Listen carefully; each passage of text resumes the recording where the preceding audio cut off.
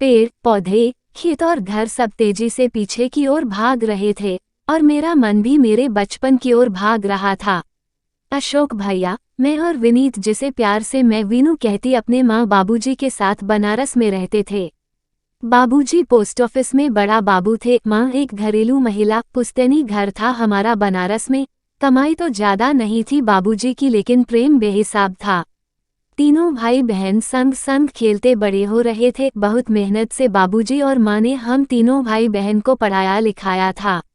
अशोक भैया की नौकरी बैंक में लग गई, अच्छी नौकरी थी, रिश्ते भी बड़े बड़े घरों से आने लगे।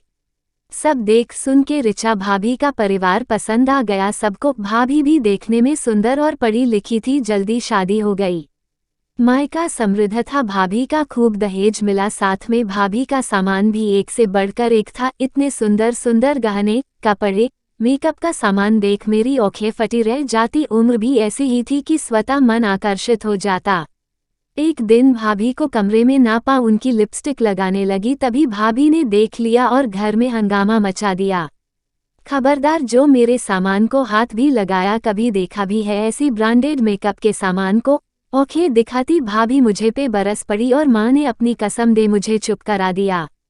उम्मीद थी अशोक भैया शायद भाभी को कुछ कहें, पर बड़े घर की बीवी और दहेज के सामान ने उनकी बुद्धि बदल दी थी। वो भी आए और मुझे ही डांट कर चले गए और अपमानित होकर भी मैं चुप लगा बैठी रही। घर में आने वाले समय को शायद बाबूजी ने भांप लिया था और जल्दी मेरी शादी नवीन से हो गई। ससुराल ऐसा मिला जहां पहले से ही मेरी सासुमां ने हर रंग हर ब्रांड के मेकअप और कपड़ों से मेरा कमरा सजा दिया था। इधर मैं विदा हुई और साल लगते लगते माँ बाबूजी भी एक एक कर चले गए। अशोक भैया तो भाभी के पल्लू से पहले ही बंध गए थे और भाभी ने भी मुझसे कोई संबंध रखना उचित नहीं समझा। मेरा मायका अब खत्म हो चुका था, फिर भी हर तीज त्योहारों में मायके की यादों की टीस उठती और स्वतः दब भी जाती। कुछ सालों बाद वीनू की नौकरी भी लग गई और अपने साथ काम करने वाली एक लड़की से उसने कोर्ट मैरिज भी कर लिया। करता भी क्या, कोई बड़ा था भी नहीं जो उसे घोड़ी चढ़ाता। एक झटके से ट्रेन रुकी, खिड़की से झांक कर देखा तो वीनू नजर ही नहीं आ रहा था। दिल घबरा उठा, दिल्ली जैसे शहर में वीनू नहीं आया, लेने तो क्या करूंगी।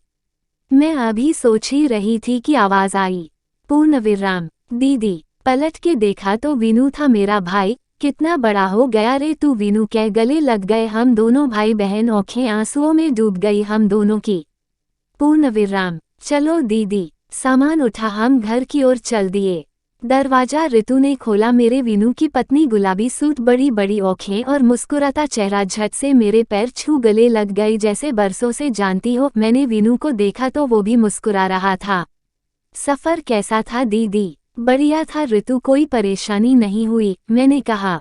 नहा धोकर आई तो खाना तैयार था। देखो दीदी, सब कुछ तुम्हारी पसंद का बना है आज। ये देखो दही बड़े भी बनाए हैं ऋतु ने। याद है माँ बनाया करती थी और आप चुपके चुपके कितना खा जाती थी, उत्साह से वीनू बोलता जा रहा था। पूर्ण विराम। खाना बहुत स्वाद बना है ऋतु, मेरे कहते ही बच्चों सा चेहरा खिल उठा। 2 दिन रही वहां और दोनों दिन मेरे छोटे भाई भाभी ने मुझे सिर आंखों पे बिठा के रखा। थोड़ा अजीब भी लगे, आदत ही नहीं थी मायके के ठाट और मायके के लाड लगवाने की। वापस आने वाले दिन ऋतु सुंदर सी साड़ी, बिंदी, सिंदूर और एक लिफाफा लेकर आई। ये भी रख लीजिए दीदी।